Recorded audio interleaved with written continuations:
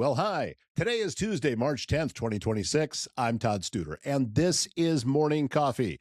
All right, so do you notice the scratch? Actually, it looks a little more gnarly. I can't tell just how well it's coming through on the camera, but yeah, I got into a fight with a mountain lion, and well, you should see him after he did this to me. None of that is true. I was not paying attention as I was walking along, and a tree branch just decided to collide with my face, and this could be a whole lot worse. I mean, you can see, wouldn't have taken very much farther, and I'm up in my eye here. So I'm thankful, and this looked a whole lot worse a couple of days ago than it is right now. So I'm going to take that as a win. Jessa and Jason Erickson from ThinkSpace IT joining us again today. We can learn a little bit more about what's happening in their world and how you can protect yourself and out there, along with cybersecurity and that type of thing. So Jessa and Jason Erickson from ThinkSpace IT joining us today on Morning Coffee. Don't forget, you need to get your tickets to the Council Bluffs PRCA Rodeo. It's going to be at the Mid-America Center on March 20th and 21st. Now, if you have a family, the best time to go is on the 20th. Why? Because you get free kids tickets with a paid adult admission. So that it can be picked up at the box office on the 20th, and also make plans to go back on the 21st, because there's going to be exciting rodeo action going off with the doors opening at 6:30 and kicking off at 7:30 both nights. And since this is a PRCA sanctioned competition, that means you are seeing legitimate high-level rodeo athletes right here in Council Bluffs. There's bareback riding, bull riding, team roping, the whole deal, and the stellar trick riding cowgirls performing both nights. So get your tickets at councilbluffsprcarodeo.com, or you can get them at the box office. How about it? Let's pack the Mid-America Center. Morning Coffee supported by Bryce Taylor and GLI Insurance Group, serving Council Bluffs, Tabor, and Clarinda. March in Iowa is that in-between season. It's not quite winter. It's not quite spring. But it is a good time to take 5 minutes and make sure your home or vehicle and anything you're pulling out for warmer weather are properly covered. Bryce and the GLI team live and work right here in our communities. Always happy to help you head into spring with confidence. GLI Insurance Group, local service, all seasons. Joining us in studio this morning, it is the Flying Ericksons, Jessa and Jason. I'm flashing back to this carnival that I went to once upon a time. They were trapeze artists, but ThinkSpace IT, and I shouldn't have worn my spandex today. Well, fortunately you're sitting, so that's we're in good shape there. How's everything going, guys? How's everything working out for you in Walnut and getting out there and bringing internet to the world? Well, I mean, it's we're very busy, which is fantastic. There's a lot going on. There's a lot of changes in the market lately. And yeah, it's trying to keep ahead of it. Our biggest problem, of course, is the difficulties with the bad actors out there. But for the most part, everybody's doing their best, and we keep moving forward. Yeah, I was watching the Super Bowl a couple of weeks ago, or whenever it was, and I noticed how many AI commercials there were. It was like for AI companies. It reminded me of going back into the early 2000s when we saw all the .com companies that were on buying Super Bowl ads. This time, I think it might have been 4 different AI companies bought ad time in the Super Bowl.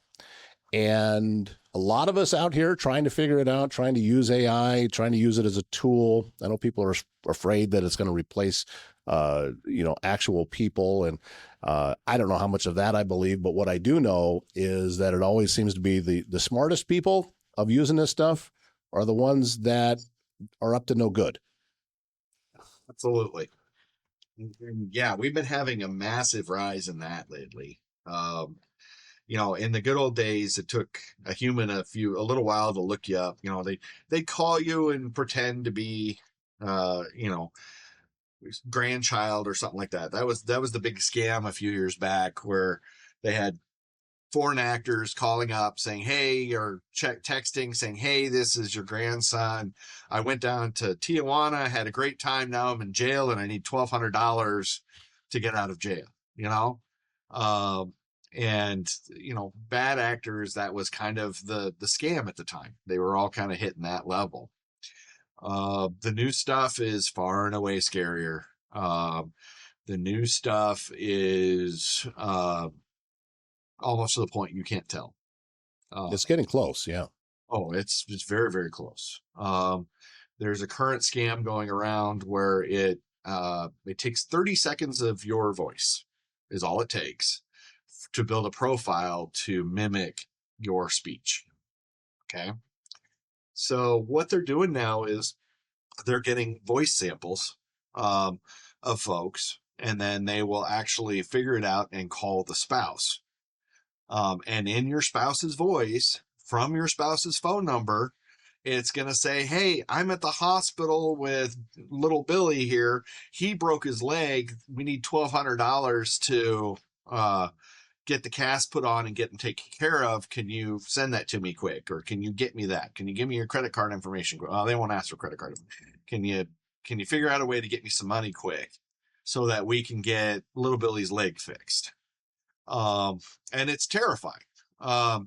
And it's gotten to the point now where the recommendation is actually that you and your spouse should have a passphrase or word that you each use, so that in the case of asking money or emergency type stuff, you would go with it, so you would call up, and this, the AI would call up, say, hey, I'm at the hospital with little Billy, I need money right now. And your first response would be, okay, what's the passphrase? Well, no, you don't need a passphrase. This is an emergency. I need this now. Well, I can't do anything until I get the passphrase. Let me call you back. And a lot of times that call you back will save your bacon, because what that will do is you get rid of the bad actor. You're calling your wife directly saying, hey, you called me from the hospital. Well, I'm not at the hospital. I'm at work, but that voice now is so easy to mimic somebody's voice and their speech patterns using AI, that you just can't trust voice communications anymore. You just can't. And that's scary. I just thought of a show that we should do. And I don't know whether you can pull this off or not, but I would like to, because I think I'm pretty good at recognizing an AI voice. So if there would be a way to run a test, we'd have real voice versus AI voice, and you just play that, and I see if I can tell or not. I'd maybe that would be boring to people, but to me, I would love to be able to do that. See if I'm actually good as I think I am. There's websites out there where they'll deep fake famous actors left and right. And some of those deep fakes, I mean, especially if you don't have the video part is still just off enough that we can kind of tell. But if you block that video, you have a hard time telling if it was the real actor or not. For me, I can, and listen, I've talked for a living my whole life. So, and hearing different voice actors and things like that. And for me, it's something that's just slightly off is you start to hear repeated slight little pauses, just tiny little inflections that are identical as opposed to random. And it's one of those things that I can't really pinpoint, but I can just say, no, that's AI because of that reason, because it's like you said, 30 seconds, you've only got so many different inflections inside of that 30 seconds that, and as I'm saying this, I'm thinking, okay, now I'm giving them more things to do research on and fix. So I need to, I think they're already ahead of you, Todd. I really do. Yeah, you got a point there. I mean, it's gotten so good. And yeah, and it also depends on the quality of the audio. It's harder to tell over a phone call than it is over a studio line like this. And that's a good point. That if it's low quality compressed audio, then it's gonna mask a lot of things. MP3 versus wave kind of deal. Oh yeah, absolutely. MP3. I still push out audio only podcast as MP3 because people are listening on their phones. So I know. they go out mono MP3. That's what it is. Mono MP3. Yep, because it's fast and easy and it sounds good. And it doesn't take up a lot of space on the servers. No. But no, the fake stuff is getting bad. It really is. And honestly, the best tips that I can give you, and Jessa may have some others because she spent more time researching this lately than I have even. Um, is be careful with everything that comes in. Your emails are going to get even more difficult to tell that they're phishing and fraud. Phone calls are going to get even harder to tell that they're bad actors trying to get information or money out of you. Because the one thing that works really well for them is 3 weeks before they'll call you, a month before they'll call you pretending to be someone else, uh, they will like call your spouse. Then they will just say, hey, we're just taking this quick survey. Can you answer a couple questions for us? And that's all it takes for them to capture enough data to build an AI profile of their voice. That's all it takes, like 30 seconds. Even if it's like, no, I really don't want to talk to you right now. No, it doesn't. Just having them talk is enough to capture, their speech patterns. How widespread is So that? what's that? How widespread is it? I mean, how often is this kind of thing happening with someone? Daily. Yeah, it's becoming an industry already. Yeah, and it's going to push deeper and deeper.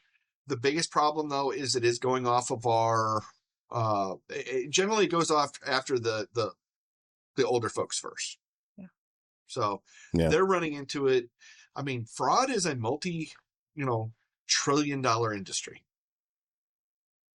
And most of the time there's nothing we can do about it. It just, yep, sucks to be you. And that's about all the police can do.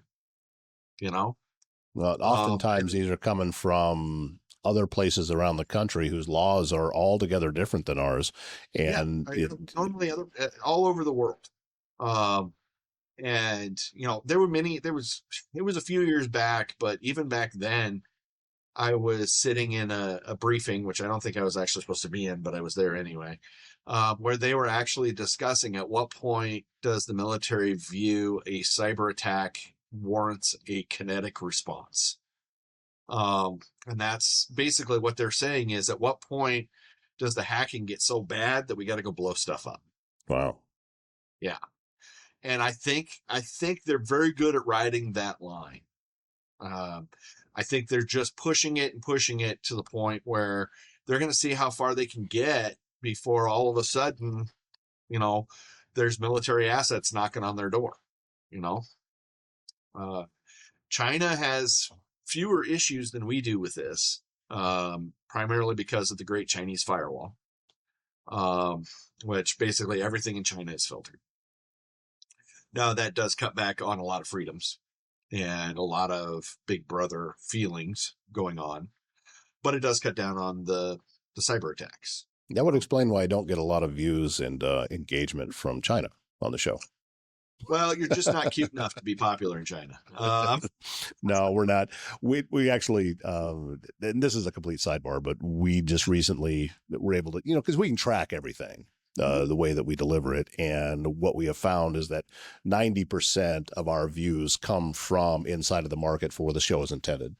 And that's, to me, the value to doing this type of media in an online fashion, that these are things that we can track, and we know that it's working that way. If it was like 50% or something, I would be worried. Why are we getting so many views from Oregon or from Massachusetts or different places around the country? But that's not the case. So, that's just a complete sidebar of me patting myself on the back for how well this is working. I mean, and some of it, you also have to look at. So a lot of people run their VPNs now. So if you do have a spike in a weird area or something like that, let's say you do have a bunch of stuff coming through Oregon, they're probably hitting a Nord or something like that, and that's where their dump hub is. Right. So yeah, it's going to be. Yeah, people got to figure out how to protect themselves, and we can yell and scream and say you gotta, but quite honestly, the moment money gets involved or the moment somebody's asking for something odd, that should be an automatic trigger of, hey, what's the passphrase? Or, hey, let me call you back. Okay. If they insist, oh wait, yeah, I'm at the hospital, my cell phone's going to die. Here's the number for the hospital. Use this number instead.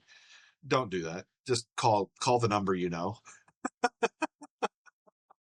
Yeah, And honestly, there's nothing in this country that is so time critical money wise that we got to have that cash. right. I mean, nobody's going to be at the hospital and be turned away because they didn't come up with $1,200. The hospital is going to take care of you. Right. Okay. All right. I've talked too much. It's Jess's turn. She's the expert on what's going on right now.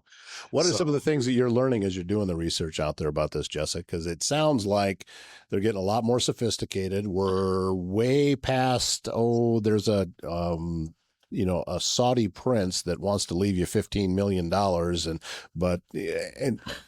And that still goes out. Oh, the Nigerian prince? Oh, yeah. Absolutely. Yeah. It's just not as prevalent as it used to be, which is really kind of sad because, I mean, I kind of miss it. That was a much simpler time. Now it's far scarier than, back in the early 2000s or whenever that was. I don't honestly remember. The biggest takeaways I have from all of this, and I don't think some of these are really going to change because it's just good practice, is if you get a phone call, if you get a text, if you get an email, whatever kind of communication that just kind of your spidey senses kind of tingle, stop, take 5 seconds.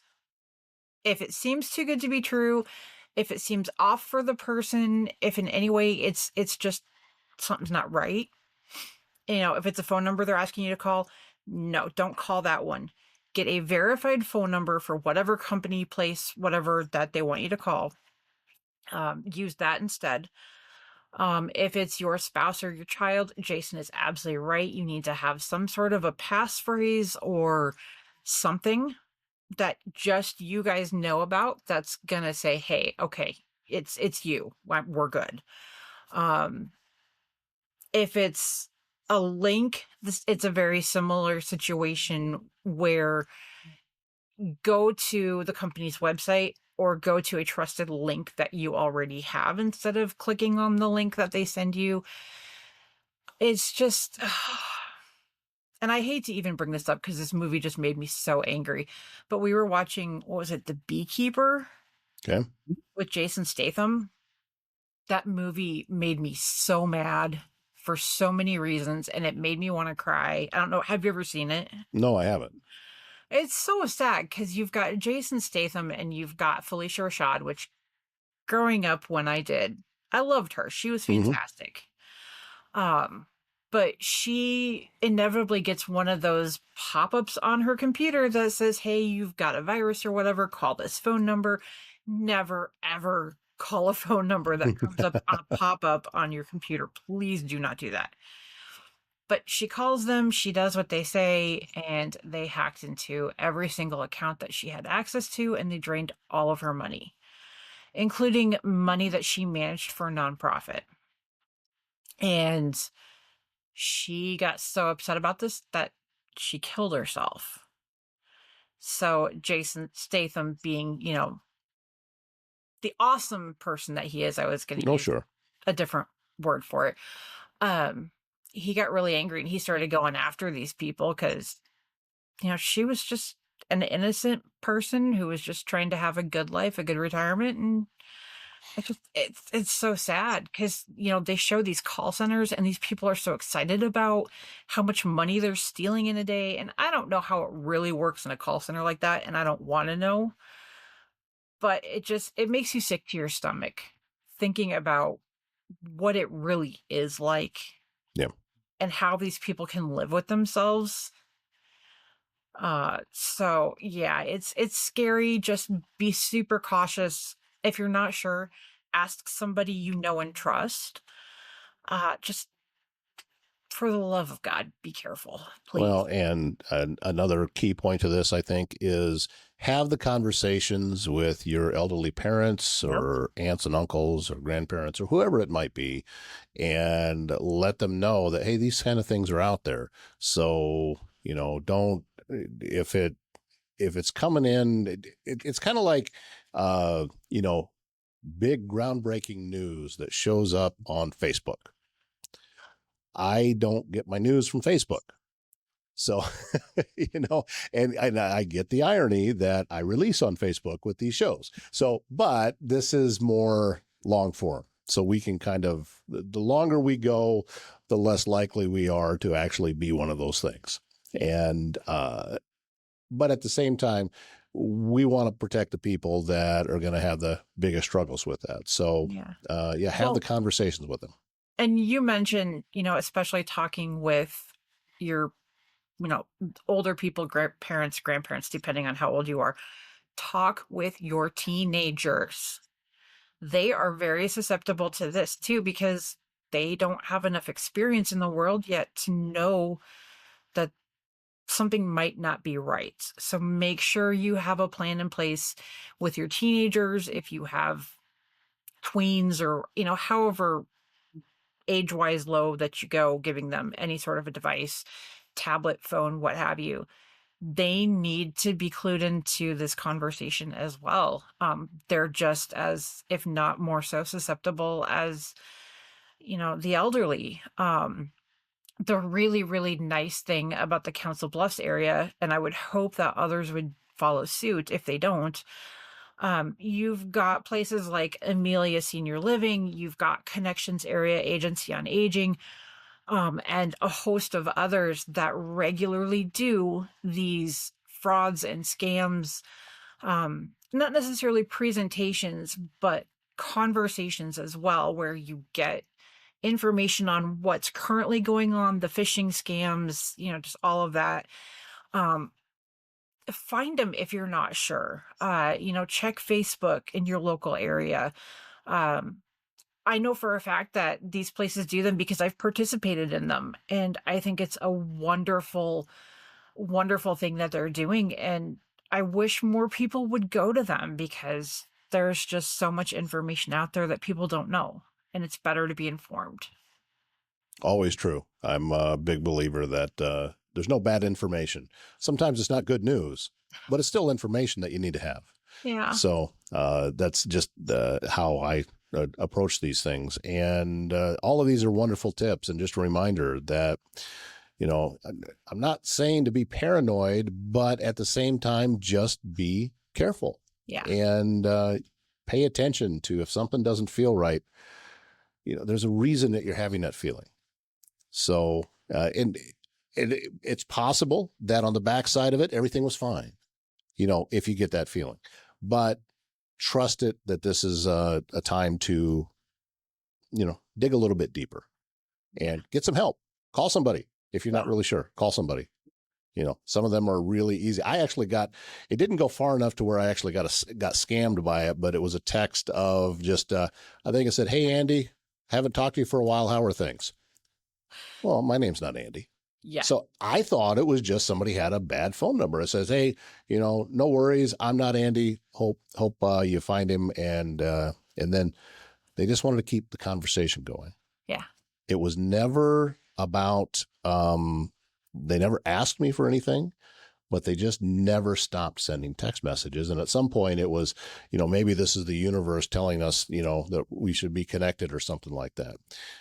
And then eventually I got a picture of looked to be about a 20-year-old girl from Singapore, which I'm sure was fake too. So I had one of those turn out with, "Hey babe, do you want to see my new outfit?" And I'm like, no, I don't know you. Yeah, really not. I don't send texts like that to him either. So, It wasn't in the local area code either. It was completely random. Well, and that's the other thing. My phone because they're making me go, "Okay, when did I get that?" Because they are so good at spoofing, if you do not recognize the phone number that's texting you or calling you, don't answer it. Don't text back.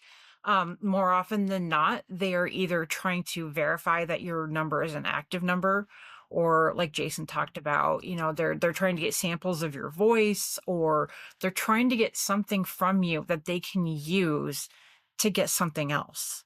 So just don't respond. If it's somebody that's genuinely calling you for some reason, some good reason, they're going to leave a voicemail message. And again, if you're still not sure, then call a verified number, not the one that they give you. but there are ways to safely come through all of the BS and find what's real. But yeah. So that's the old, I forget what that line came from. Trust but verify. What was that? That's Jason's favorite thing. Military term. Let me trust. I tell you. You know, I totally believe that you did what I told you to do, but I'm going to go swing by and take a look anyway. Right. You know, yeah, it is a dark and dangerous world right now. And the more we get interconnected, the more that the trust that the internet was based on is being broken. I mean, the internet was inherently a very open, pliable system that unfortunately people learned how to take advantage of in a very short amount of time.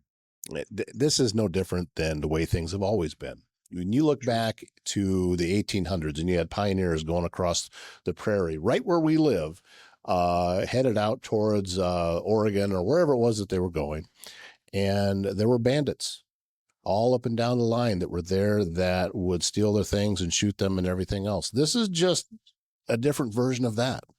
Yeah, I'm going to go a step earlier than that. There were bandits, but they were in the form of shopkeepers selling them kits of so much gear that they couldn't actually take it, and they ended up throwing half their gear off the wagon, you know, within... That's another way to look at it, yeah.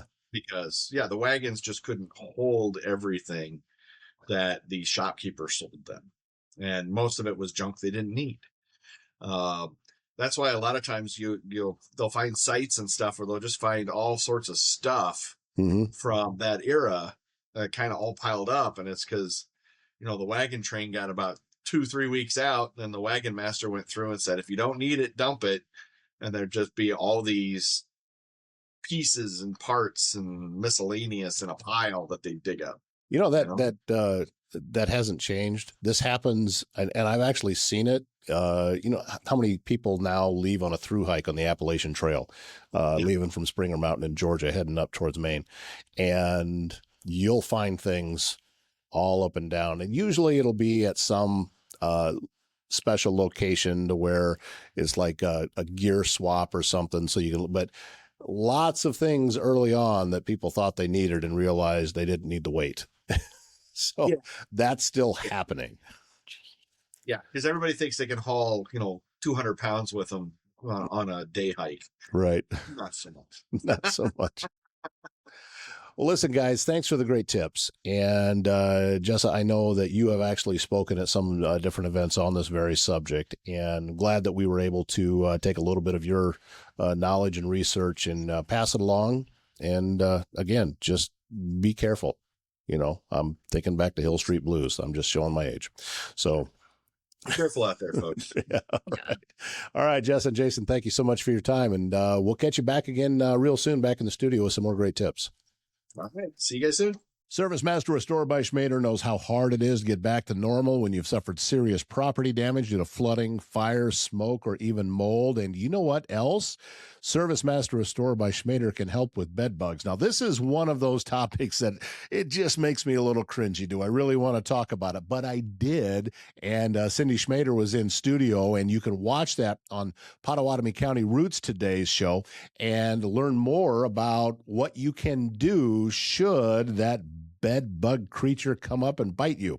Apparently you get bites all over, and it's not something that's happened to me, but still it's not something that I want to happen either.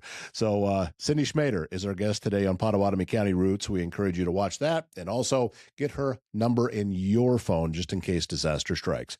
402-339-9911. S&B Country Kennel, the top spot in Southwest Iowa when you need to know your dog will receive only the best. There's boarding, there's daycare, there's grooming, there's self-washing, there's training, and even a membership available to a dog park over an acre in size. S&B Country Kennel also has rescue dogs. Check with them about adoption possibilities. They have large and small breeds right now. S&B Country Kennel, just west of I-29 on Bungie Avenue, south of Council Bluffs. That's going to wrap up today's show as we slide into Tuesday. March is that time of year when you just want to say, hey, would you make up your mind? It's warm, it's cold, it's warm, it's cold.